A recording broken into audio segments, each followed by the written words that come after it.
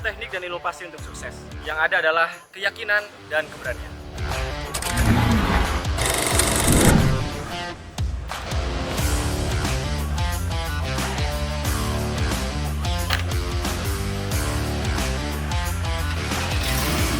See you on the top.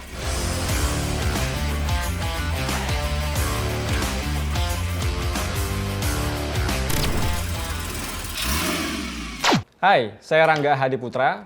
Saya adalah profesional traders. Hari ini banyak sekali maraknya investasi bodong, robot trading, atau apapun yang berembel-embel investasi tapi ujung-ujungnya adalah scam dan penipuan. Ini adalah salah satu keresahan saya sebagai profesional traders yang memulai karir trading dari mulai tahun 2010. Saya mau menjelaskan beberapa ciri-ciri investasi bodong. Ini adalah sebagai edukasi buat Bapak Ibu semua, buat Anda semua.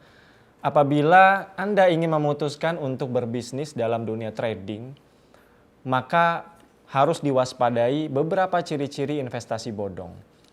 Salah satunya adalah biasanya perusahaan tersebut menawarkan dengan profit yang begitu besar. Bahkan sampai berani untuk menawarkan resiko yang begitu kecil. Padahal kita tahu bahwa dalam dunia trading, kemungkinan untuk resiko juga bisa lebih besar dibandingkan profit itu sendiri. High risk, high return itu adalah sudah hal yang biasa di dalam dunia trading.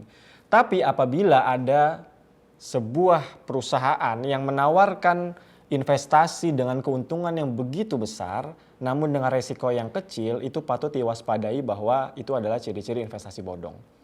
Yang kedua, tidak memiliki izin yang jelas. Apabila dia adalah perusahaan yang terafiliasi di Indonesia, harusnya perusahaan tersebut memiliki izin atau badan hukum yang jelas. Yang ketiga adalah minimnya edukasi tentang masalah resiko itu sendiri. Dalam dunia trading, probabilitas untuk mendapatkan resiko sama besarnya dengan mendapatkan sebuah profit.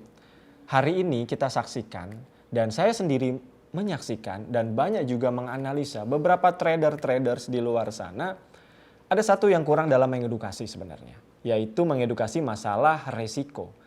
Yang kedua adalah mengedukasi bagaimana psikologi trading itu juga menjadi unsur yang sangat amat penting selain daripada technical dan beberapa metode atau pola atau pattern dalam dunia trading. Kemudian beberapa ciri-ciri investasi bodong kita bisa tahu ya dari mungkin Anda juga pernah ditawarkan oleh teman Anda, oleh saudara Anda. Ada beberapa hal juga yang ditanyakan ke saya. Pada kesempatan video hari ini saya akan menjawab beberapa pertanyaan dari rekan-rekan. Kalau saya ditawari mining cryptocurrency, apakah itu adalah menjadi satu bisnis yang baik dan bisa saya jalankan? Kurang lebih pertanyaan demikian. Menurut saya, selama lebih dari 10 tahun saya berkarir dan mendalami dunia trading. Untuk mining cryptocurrency, sebenarnya ini kan bentuknya adalah token atau koin ya. Sebenarnya nggak ada masalah. Kalau menurut saya, tidak semua cryptocurrency itu adalah salah, scam, atau bisa dibilang bodong atau penipuan. Tapi ada beberapa hal yang harus Anda perhatikan ketika Anda mau menjalankan bisnis cryptocurrency atau mining cryptocurrency. Yang pertama adalah hati-hati dengan ada beberapa perusahaan cryptocurrency yang merubah di pertengahan jalan, yaitu smart kontraknya. Ini sering terjadi Bapak Ibu. Mungkin Anda bukan salah satu korbannya, tapi ada beberapa korban yang mengadukan ke saya ketika dia bergabung kepada perusahaan cryptocurrency, maka di tengah jalan smart contract itu berubah. Yang kedua adalah tiba-tiba si perusahaan tersebut mengubah nilai teks menjadi 99%. Ini kan hal yang tidak masuk akal. Dan yang terakhir adalah melakukan keeping, lalu pump, kemudian dump.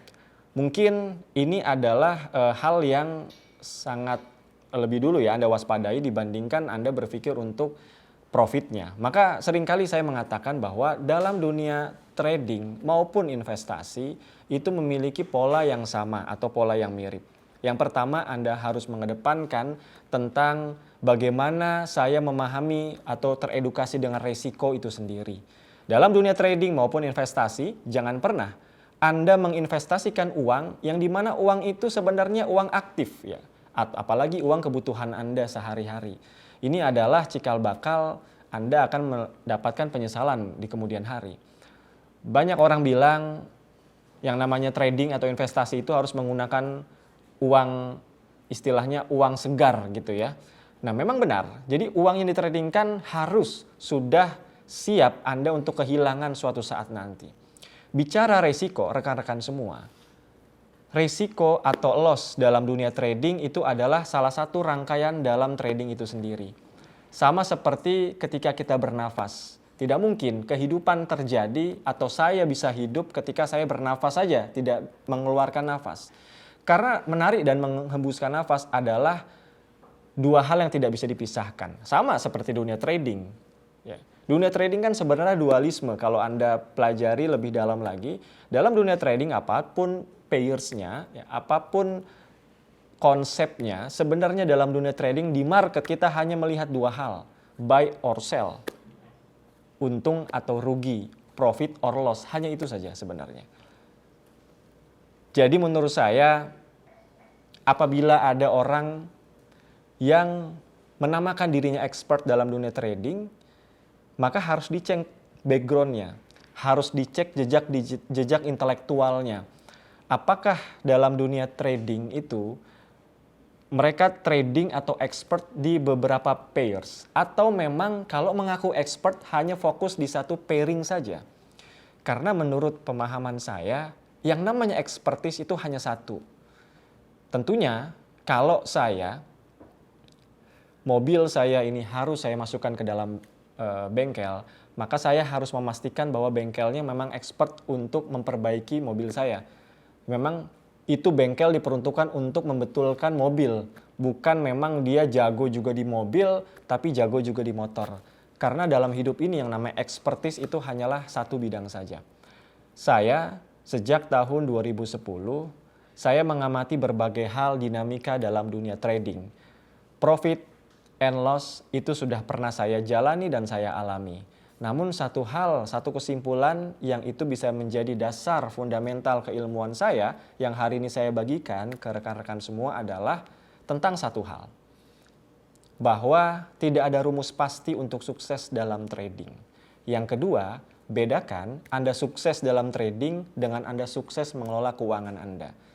Karena banyak yang bias di masyarakat bahwa kenapa saya trading, saya profit, tapi kehidupan saya tidak growth juga dari tahun ke tahun. Nah, itu dua hal yang berbeda.